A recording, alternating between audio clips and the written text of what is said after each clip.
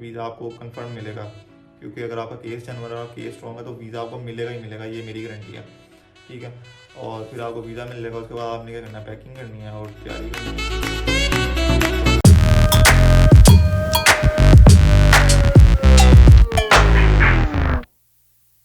अस्सलाम वालेकुम everyone, this is Junaid and you are watching my YouTube channel. तो आज जो मैं आप लोगों के लिए टॉपिक लेके आया वो ये है कि how to apply study visa for Germany. तो इसके अंदर बड़ा चिल सीन है, कोई इतना मसला नहीं है कि आप लोग कैसे अप्लाई करेंगे या आप लोगों को वीज़ा मिलेगा कि नहीं मिलेगा। वीज़ा मिलेगा, क्योंकि इस कंट्री की जो वीज़ा रेशियो है वो 98% है। लाइक वीज़ा ऑलमोस्ट डन है आपका। लोग ये सोचते हैं कि जर्मन है और इकॉनमी बहुत ज़्यादा स्ट्रॉन्ग है तो वीज़ा बहुत मुश्किल मिलेगा, इसलिए लोग ट्राई नहीं करते, लेकिन ऐसा बिल्कुल नहीं है। बहुत चिल सीन है और वीज़ा आपको इजीली मिल जाएगा। अब उसके लिए कुछ पॉइंट्स हैं, अगर आप उस पॉइंट्स को फॉलो करेंगे तो आप इजीली वीज़ा हासिल कर सकते हैं। वो पॉइंट्स क्या हैं मैं आपके साथ अभी शेयर करता हूँ। तो पॉइंट्स ये हैं कि पहला पॉइंट तो ये है कि आपने किसी कंसल्टेंट के पास नहीं जाना। ठीक है, आपने जो है सिर्फ फोकस करना है कि आपने खुद कैसे काम करना है। ठीक है, कंसल्टेंट को अपने दिमाग से निकाल दें। और पहला पॉइंट आपका ये है कि आपने यूनिवर्सिटी सर्च करनी है। ठीक है, लेकिन उसके लिए भी आपके अंदर दो कैटेगरीज आती हैं। ठीक है, पहली कैटेगरी ये है कि आपने बैचलर्स के लिए जाना है या आपने दूसरी कैटेगरी है आपने मास्टर्स के लिए जाना है। तो अगर आपने बैचलर्स के लिए जाना है तो बैचलर्स का सीन इस तरह है कि आपको जो है 13 साल की एजुकेशन चाहिए, लाइक 13 ईयर्स ऑफ एजुकेशन चाहिए अपनी कंट्री के अंदर, अगर आपने बैचलर्स के लिए अप्लाई करना है। तो वो कैसे होगी, यहाँ तो आप यही कर सकते हैं कि सेकेंड ईयर के बाद यूनिवर्सिटी में एडमिशन ले लें, 1 साल पढ़े और फिर यहाँ से छोड़ के तो किसी जर्मन यूनिवर्सिटी में एडमिशन ले लें। लेकिन बैचलर्स के अंदर आपके पास कोर्सेज बहुत कम होते हैं इंग्लिश में, ऑलमोस्ट ना होने के बराबर ही होते हैं, ज़्यादातर जर्मन में होते हैं। और दूसरा सीन ये हो सकता है कि या तो आप यहाँ से FSC करें और फिर लैंग्वेज कोर्स के ऊपर जर्मनी चले जाएं और वहाँ पे 1 साल जर्मनी का कोर्स करें और फिर बैचलर स्टार्ट करें, लेकिन इसकी वीज़ा रेशो भी बहुत कम है। सो बैचलर्स का सीन ऑलमोस्ट जो है वो हो सकता है, पॉसिबल है कि लोग गए भी हैं काफ़ी, लेकिन बहुत कम चांसेस होते हैं बैचलर्स के ऊपर। तो सेकंड सीन ये है कि मास्टर्स भाई बहुत चिल सीन है, उसका कोई मसला ही नहीं है। मास्टर्स का क्या सीन है, मास्टर्स के अंदर ऑलमोस्ट 95% जो कोर्सेज है ना वो इंग्लिश में ऑफर होते ही होते हैं। तो मास्टर्स आपका है इंग्लिश में, तो मास्टर्स की तो टेंशन ही नहीं, मास्टर्स का वीज़ा आपके हाथ में है, आप समझें। तो अब अप्लाई कैसे करना है और प्रोसीजर कैसे करना है वो मैं आपको बताता हूँ।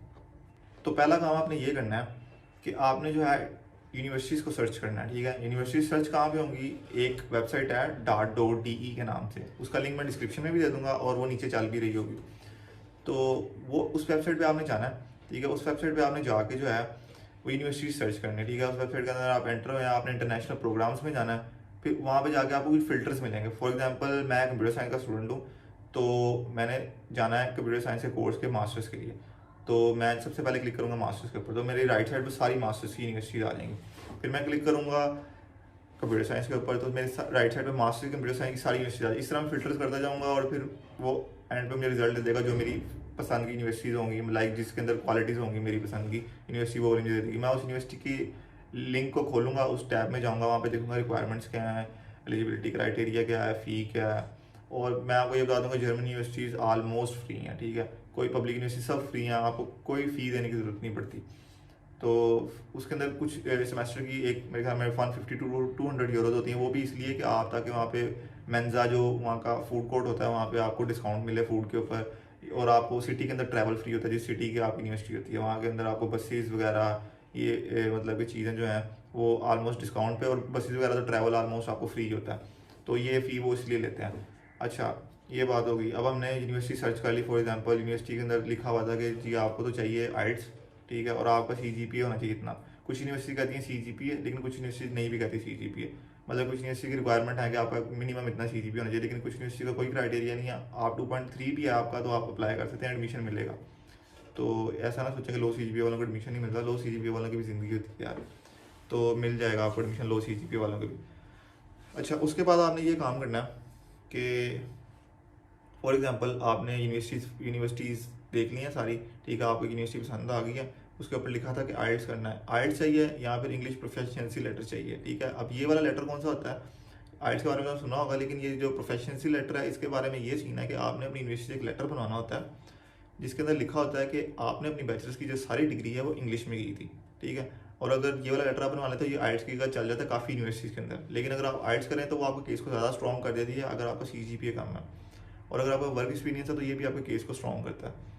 तो फॉर एग्जांपल हमने आइल्स भी कर लिया, ठीक है जी, आइल्स का हमने बैंड ले लिए उस यूनिवर्सिटी के क्राइटेरिया के मुताबिक, और हमने जो है अब यूनिवर्सिटी भी ढूंढ लिया, अब यूनिवर्सिटी के अंदर अप्लाई कैसे करना है। अब यूनिवर्सिटी का अप्लाई कैसे करना है, कुछ यूनिवर्सिटीज डायरेक्ट एप्लीकेशन लेती हैं, लाइक आप यूनिवर्सिटी की वेबसाइट पर जाओ और वहाँ पे सबमिट करवा दो, और फिर बाय मेल जो है वो जर्मनी के अंदर डॉक्यूमेंट्स भेज दो, और आपको एडमिशन का रिजल्ट बता देंगे। और जो कुछ यूनिवर्सिटीज़ हैं, कुछ नहीं, मैक्सिमम यूनिवर्सिटीज़ जो हैं वो यूनिसिस्ट को फॉलो करती हैं। यूनिसिस्ट क्या चीज़ है, यूनिसिस्ट एक पोर्टल है, उसके अंदर आप ये है कि पोर्टल के अंदर जो है ना आपने अपने डॉक्यूमेंट्स जो हैं वो अपलोड करने हैं सारे, पासपोर्ट अपना, ट्रांसक्रिप्ट अपना, डिग्री और जो भी चीज़ें हैं वो सारी आपने अपलोड कर देनी, जो आपके सपोर्टिंग डॉक्यूमेंट्स हैं, लेटर ऑफ मोटिवेशन जो है, लेटर ऑफ मोटिवेशन ये होता है कि आप यूनिवर्सिटी क्यों जाना चाह रहे हैं और आपके फ्यूचर प्लान्स क्या हैं यूनिवर्सिटी को लेके डिग्री के बाद, और ये सारी चीज़ें।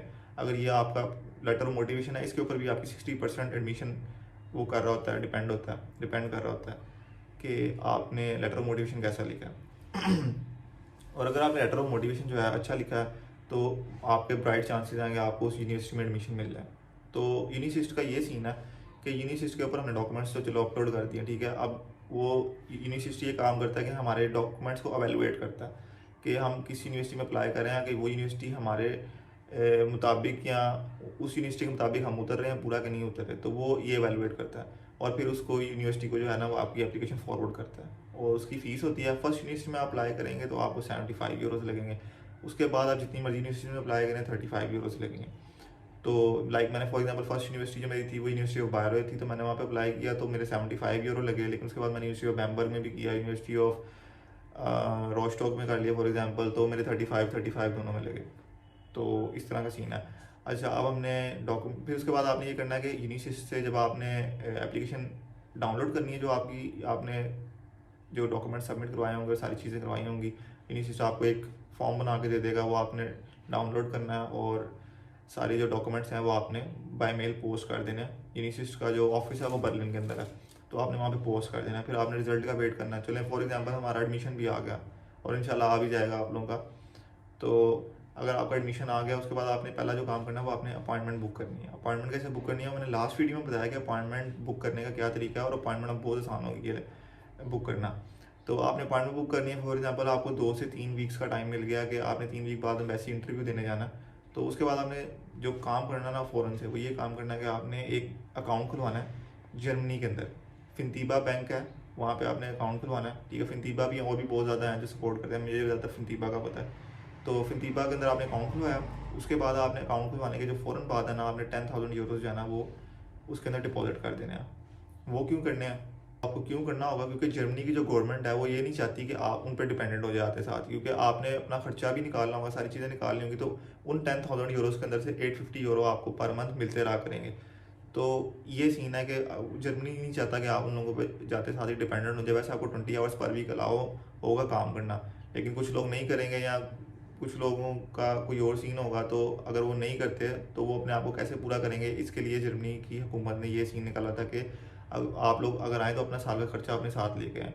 तो सिर्फ एक ये चीज़ है उसके अंदर कि आपको 10,000 यूरोज़ जो है आपने फॉर एग्जांपल जमा करवा दी फिनतीबा के अंदर, आपको उन्होंने कन्फर्मेशन भेज दी है कि भाईजान आपके जो पैसे हैं ना वो आ गए हमारे पास 10,000 यूरोज़।